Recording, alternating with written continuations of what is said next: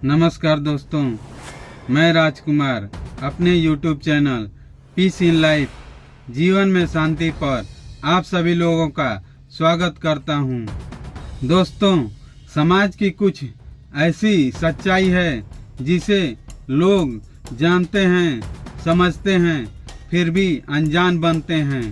तो आप लोगों को कुछ ऐसी समाज की सच्चाई बताऊंगा जिसे आप लोग जानेंगे तो अंदर से हिल जाएंगे। लेकिन आप लोगों को बताने के लिए समय में थोड़ा पीछे ले जाना पड़ेगा। दोस्तों, जब साम्राज्य बनना शुरू हुआ, राजा प्रथा शुरू हुआ, तब राजाओं में युद्ध हुआ करता था। तब हारे हुए राजा का प्रजा और सैनिक जीते हुए राजा का गुलाम हो जाया करते थे और जीता हुआ राजा उन गुलामों से चाहे जो मर्जी राज्य का कार्य करवाता था, चाहे तो उन्हें बेच भी देता था और उन्हें भरपेट भोजन नहीं दिया जाता था, उन्हें कमजोर बनाकर रखा जाता था। लेकिन जब साम्राज्य बड़े बड़े होने लगे तो गुलामों के भी संख्या बढ़ने लगी और ये लोग विद्रोह करने लगे। तब इन लोगों को बताया जाता था कि तुम्हारे पूर्वज बहुत महान थे, तुम्हारे पूर्वज बाबा दादा पिताजी बहुत अच्छे गुलाम हुआ करते थे, उन्हें चाहे जो मर्जी कार्य दे दो वे खुशी खुशी उसे करते थे और उफ नहीं करते थे और सर झुकाकर पूरा कार्य करते थे।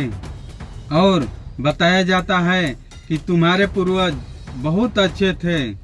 ये गुलाम खुशी खुशी अपने पूर्वजों के सम्मान में गुलामी किया करते थे।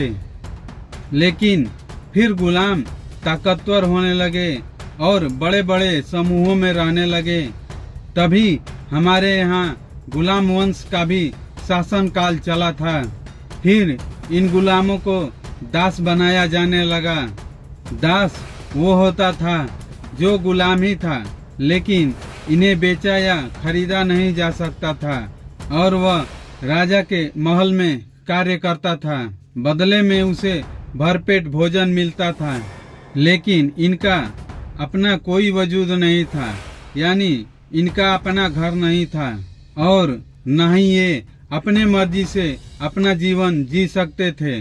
राजा के ही कार्य को करना था और जो मिला वो खाना था।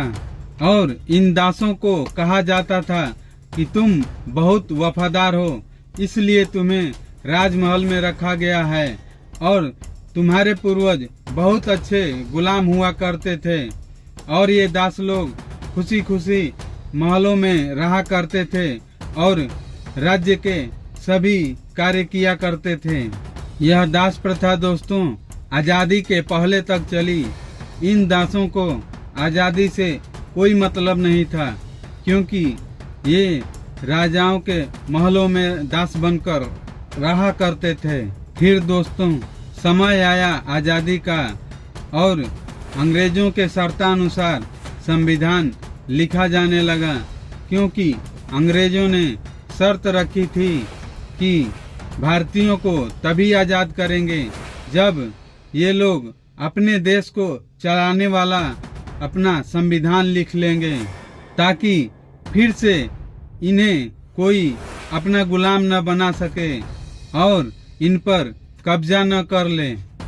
तब दोस्तों संविधान में यह लिखा गया कि कोई दास नहीं, कोई राजा नहीं, कोई गुलाम नहीं, सब मनुष्य एक बराबर हैं, सबको एक वोट का अधिकार दिया जाता है और सब मनुष्य का एक वोट का एक मूल्य होगा। किसी के वोट का 2 या उससे अधिक मूल्य नहीं होगा। सबको एक बराबर लिखा गया। कोई ऊंच नीच जाति भेदभाव नहीं होगा। लेकिन दोस्तों गुलामी अधिक समय तक चलने के कारण इन दासों के लिए गुलामी एक प्रथा या नियम बन गया है। आजादी के बाद भी अब वो लोग चेला चमचा या फलाने के आदमी में परिवर्तित हो गए हैं, जिसे कांसीराम साहब ने चमचा युग कहा है और इस पर किताब भी लिखी है। और कांसीराम साहब ने कहा था कि हमें अपने विपक्षियों से लड़ना है और अपने ही समाज के चमचा लोगों से लड़ने की जरूरत है। इसलिए हमें दुगने ताकत की जरूरत है। संविधान युग आने के बाद दोस्तों, ये दास लोग राजा प्रथा से मुक्त हो गए और आजाद हो गए और अपना जीवन अपने मर्जी से बिताने लगे और मेहनत करके, कमा करके, नौकरी करके, किसानी करके खाने लगे और अच्छा पहनने लगे।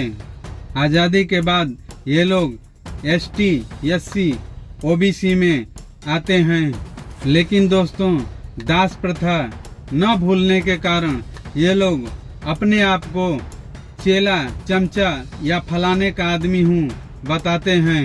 तभी तो दोस्तों, इन चेला चमचा लोगों को ST, SC, OBC अछूत पिछड़ा बताकर अपमानित किया जाता है।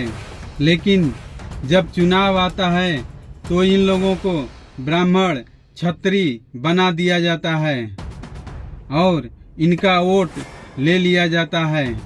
और ये ST, SC, OBC के लोग अपने आप को ब्राह्मण, क्षत्रिय मानकर या फलाने को मानकर अपना वोट दे देते हैं और चुनाव खत्म होते ही इन लोगों को ST, SC, OBC, दलित पिछड़ा बताकर अपमानित किया जाता है। तो मैं हाथ जोड़कर उन लोगों से निवेदन करता हूँ कि कब तक आप लोग ST, SC, OBC में होकर केवल चुनाव के समय ब्राह्मण, क्षत्रिय या फलाने का आदमी हूँ बनकर अपमानित होते रहेंगे। ST, SC, OBC के लोगों, अपने समाज जाति के महान पुरुषों के बारे में जानिए और महापुरुषों और महान राजाओं के बारे में जानिए।